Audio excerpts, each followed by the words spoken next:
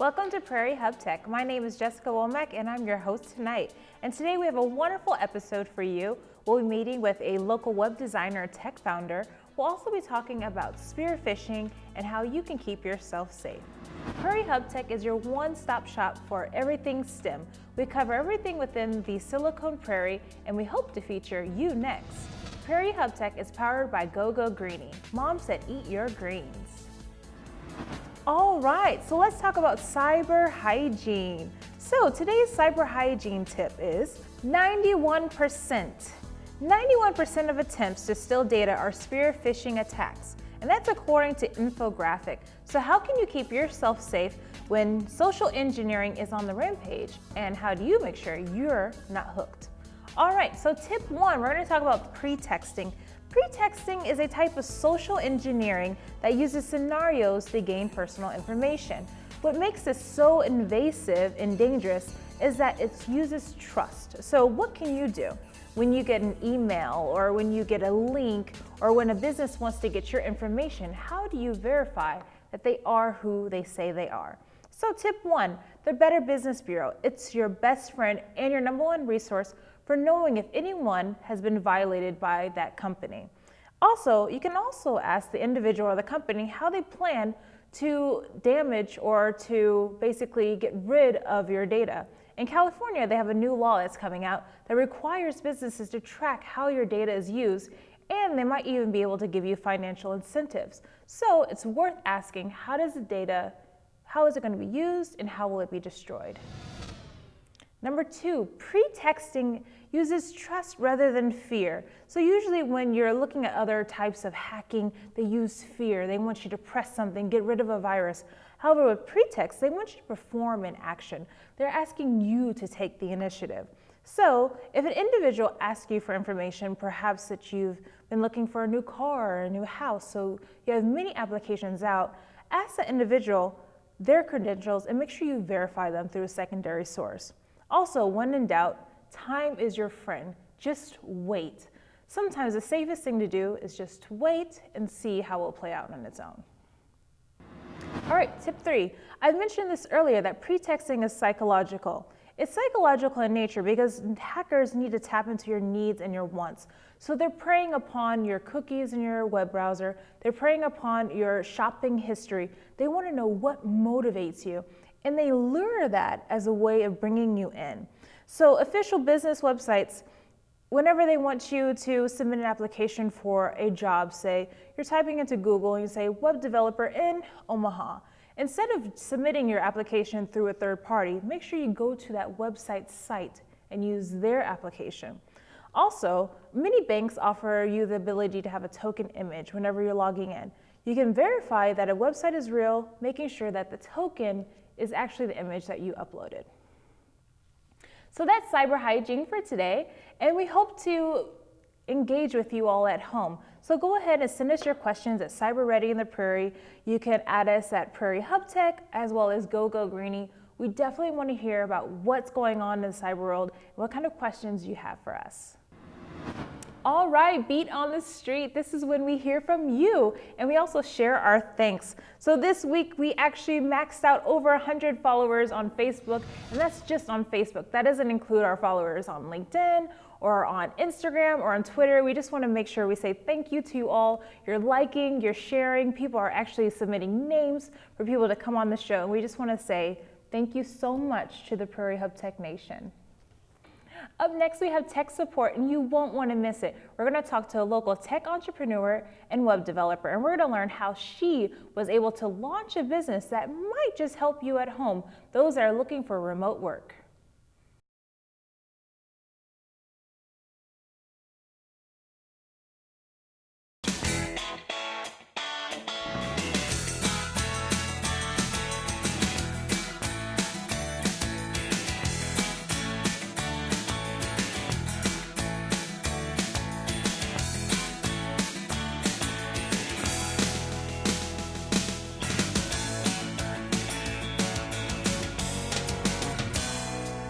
KPAO Community Television, handmade in Omaha since 2013. Hi everyone, I'm Andy Hoig. Hi, I'm Paul Madsen.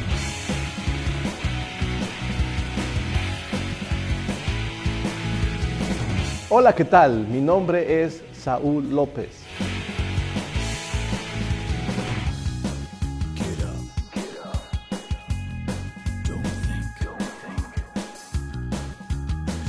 KPAO Community Television, where Omaha talks.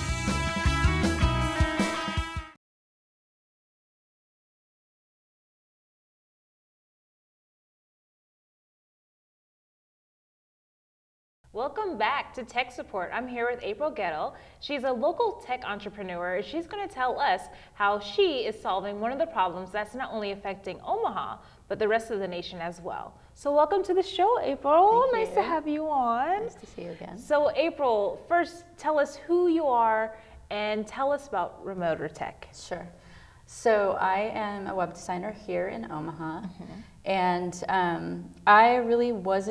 I wanted to transition from my previous career into tech quite a few years ago, but because I live out in the country, I really wasn't able to do it when I wanted to. It took me a really long time to find a job that I could work remotely. So the project Remoter came out of my own frustration and sort of inability to find the kind of work that I wanted in a way that I wanted to do it. My previous job, I had worked on a project for the Center for Rural Affairs, and a lot of the work that they do is trying to keep small communities and rural communities strong, keep people in the communities, help businesses maintain their Main Street locations. So a lot of that was really in the back of my mind when I applied for the Women in Tech Fellowship through DoSpace. And so my pitch for that project really came out of that experience. So Remoter right now is a website, and it is live. We're in kind of the build process, and I say we, like the royal we, it is me building it all. I'm just about to launch a job board so that people can post jobs or they can post their resumes, but I'm still kind of in the research phase where, so I really identified the problem in the work that I did for the fellowship, and the problem is that in the Midwest, it's really not common for businesses to hire remote work. That's kind of a new concept. It's really familiar to startups and it's really familiar in tech hubs, but we don't really have that culture here in the Midwest. But on the other side of that, a lot of the tech companies in Nebraska are really struggling to find talent and convince people to either transition into those careers or move here for that kind of work. So it seemed to me it was two problems that were parallel. And so I really looked at, and I'm still looking at what are the solutions, because identifying that problem is really like that much of the work. And then finding a solution or a set of solutions to answer that either from the job seeker's side or from the business side is really kind of where I'm at right now with it. Perfect. Okay, so April, you downloaded a lot on us, and I'm just gonna basically piecemeal that. Sure. One, you're touching on something that's really affecting our community, and that is the tech talent shortage. Every company, especially the major companies, are feeling this. People are retiring, and we have different languages we need to fill, we have knowledge transfer that needs to happen. So the fact that you are within the tech industry yourself, but you're also in a rural area, and I think that really gets overlooked quite a bit. We see all these tech hubs, these big cities, but what about the tech that happens outside of the major metropolitan area? So you're tackling two huge issues. One, saving small town America, which is an initiative everyone should try because there's so much culture, so much heritage, and there's an opportunity for businesses to not only survive, but to thrive. Then you're also talking about the tech shortage, which we really are having.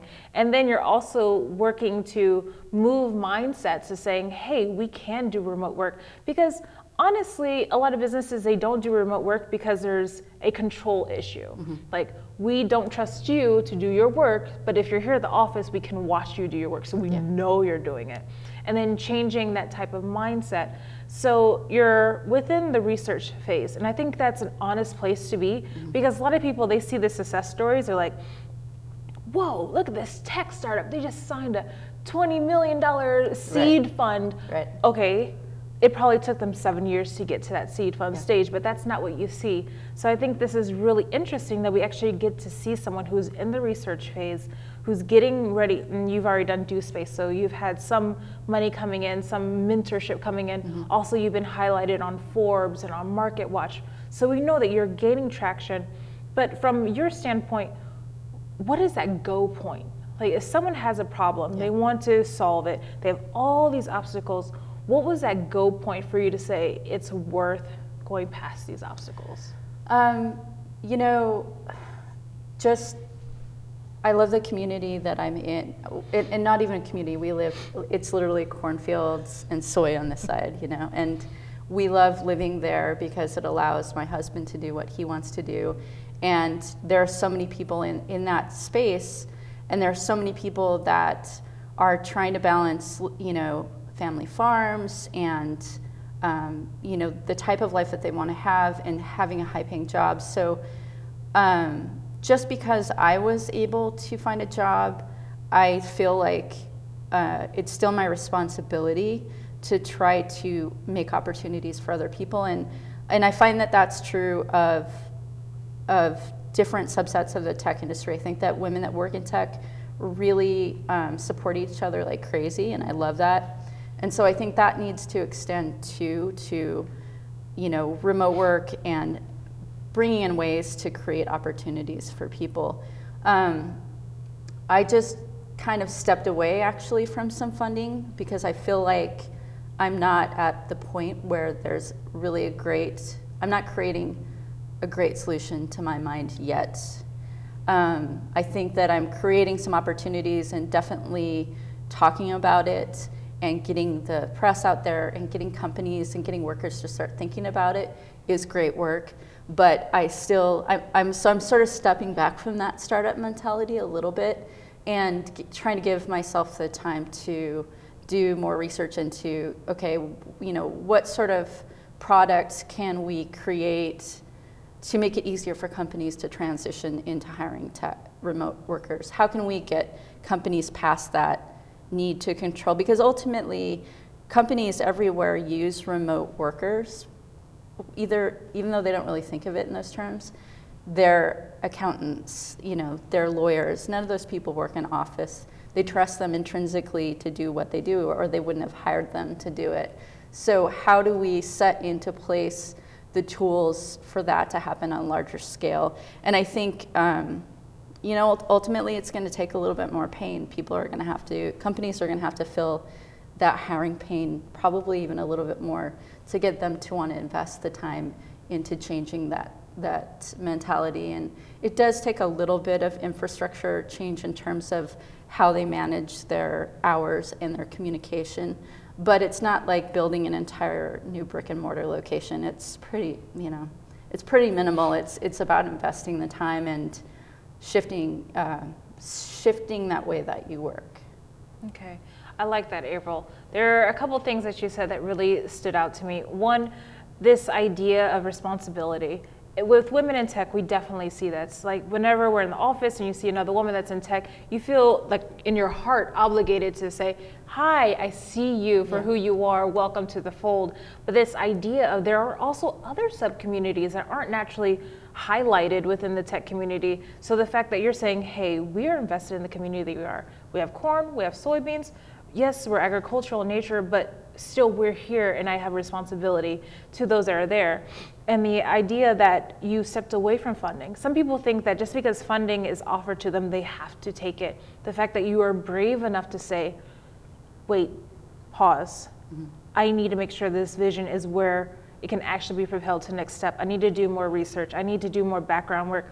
It needs to truly be a product that is worth it. So that's really commendable because that's the whole mentality. Get the money for the product, get the money for the company. And here you are, you're saying the vision is worth more than the finance. The responsibility weighs heavier than getting seed money. And so I commend you for that. And I just have one more question for you, and we're actually going to learn something from you too. You're going to do Excellent. our code camp, which is awesome. But what is something you can tell someone, they're where you are right now, they have a concept, they're researching, they're trying to put themselves out. What kind of advice can you give to them to keep going forward, or basically make mental checks on to see if they're on the right path? Sure. I think there's a ton of resources out there. I'm in my senior year at UNO, so I have a lot of resources available to me in terms of the faculty and my fellow students I've learned a lot from. I think that there's some really great general templates for business plans that are available. Even if somebody doesn't go through the entire process of writing out a business plan, because I just did and it takes a really long time.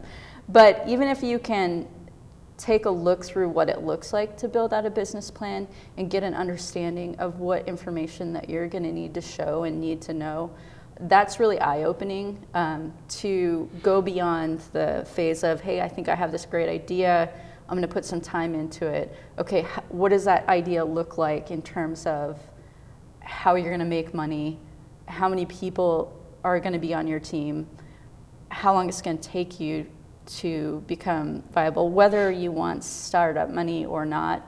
And so those are some of the things that I've been learning over the last year as I've been going through the process. And one of which is that I'm not one of those people that wants, to start Amazon and have hundreds of thousands of employees. I'm more of a solo person. And so understanding your own parameters and what motivates you and how you want to work just is like, narrow your scope down to what you know that is going to fit for your lifestyle. Perfect. Well, thank you so much, April, for joining us today. And you at home, don't go anywhere, because when we come back, we're going to go to Code Camp, and April is going to share us more about her research and her vision.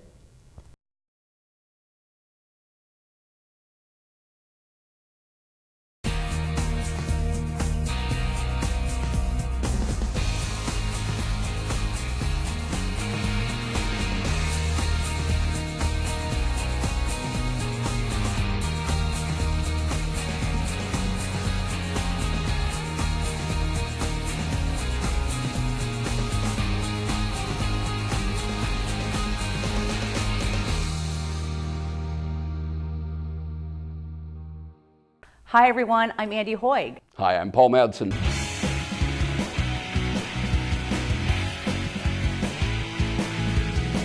Hola, ¿qué tal? Mi nombre es Saúl López.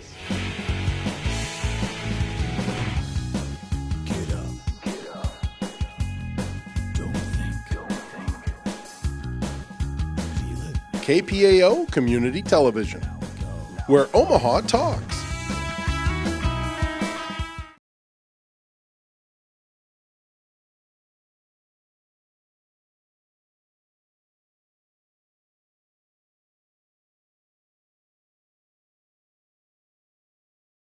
Welcome to Code Camp, and today we have a special treat for you. We're going to learn how to do a business pitch. April's going to give us a live pitch, and we hope that you at home, you will send us your business pitches as well. You can add us on YouTube, Instagram, Twitter, or even live feed us through Facebook. So I'll hand it over to April. So this is an example of a business pitch for somebody that's looking for investment money or somebody that's looking for users of their product. Hi, my name's April. I'm a web designer from Omaha, Nebraska, and the founder of Remoter. So commuting is awful, and everybody hates it. My commute in particular is about 3 hours and 150 miles round trip. So that's not really sustainable for a job. It took me quite a long time to find a job in tech that I could work remotely. And it took me, it was hard for me to find it, and it took a long time to filter through all the other jobs. That's despite the fact that there are close to 700,000 unfilled tech jobs in the US today. They take an average of 2 months to fill and up to 6 months for cybersecurity jobs. So that's a really expensive timeline for companies who are trying to meet their tech hiring goals. And it makes it really competitive to fill those tech jobs with really qualified applicants. So what do companies do to meet their tech hiring goals? One of the ways that they can meet that is by offering tech talent the benefits that they really want. And one of the primary benefits that people want today in the tech industry is the ability to work remotely. So this is where Remoter comes in. We offer a curated job board that gives tech workers that want to work remotely a place to post their resumes, and companies who are offering positions that are remote applicable, a place to meet and look at job postings or look at resumes. So if you're looking for remote work options, or if you're looking to post a job that's remote, check out remoter.tech. Thanks. Wow, thank you so much, April. I don't know about you, but I'm pretty fired up about that pitch. You know, it can be very nerve-wracking to get in front of people and angel investors, or maybe just your own family when you're trying it out. So we hope that you at home, that if you have an idea, don't be afraid. Go ahead, go show it to someone. Pitch your idea. The only thing that you have to lose is just never trying. So thank you so much, April, for coming on our show today. Thank you for inviting me. Really appreciate it. You've given us a wealth of information, and I hope that our viewers at home are just as motivated as I am. I hope so too. Thank you.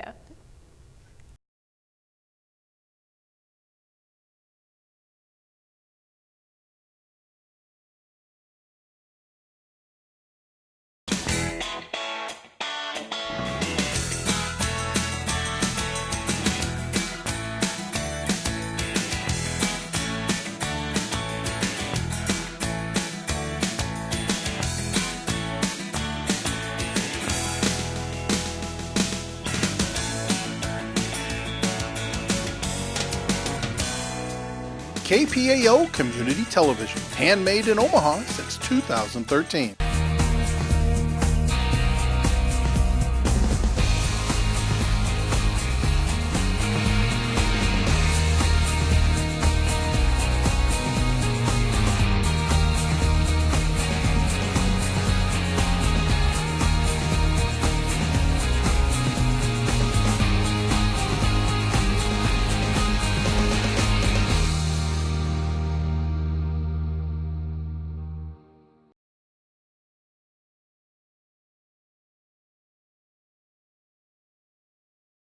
Okay, community calendar time happening in the greater Omaha area. Just when you thought that things would be wrapping up because the holidays were coming, don't worry, there's some really amazing activities out here. So on November 9th, we have the Tech Worship Conference. This is very interesting because it looks at tech from worship, people who are videotaping or they're doing the CGI, any type of special effects that's happening within worship, they're actually having their tech conference. And November 12th, we have the Google Developer Meeting. Remember, this is a monthly meeting. If you love Android, if you love everything Google, you have to go to this meeting. On November 15th, we have a panel discussion, and it's talking about the local data science trends. This is, once again, it's a recurring meeting. However, the people who come to this meeting change, so it's always evolving. And then on November 15th, we have the AIM 2019 Tech Celebration. AIM is a huge name in the Omaha community, not only in the Omaha community, but also in the Silicon Prairie. So it's wonderful to join them in this tech celebration. On November 20th, we had Nebraska CERT, the Cybersecurity Forum. So if you love our cyber hygiene segment, you definitely want to go here because these are the who's of cybersecurity. And November 28th, we have Omaha.net user group. .net, it's growing and it's here, but sometimes it's very hard to find who are the .netters in Omaha. So this is a really good and lively group that you can join. So if you have any calendar requests or if you know any events that we're not featuring but we should feature, go ahead and attach it to our LinkedIn. You can attach it to our Twitter. We love to retweet things, so just go ahead and tag us and we'll definitely retweet it. Thank you so much. Well, that's it for today. So thank you so much for tuning in to Prairie Hubtech, and we hope to see you next time around, and happy holidays.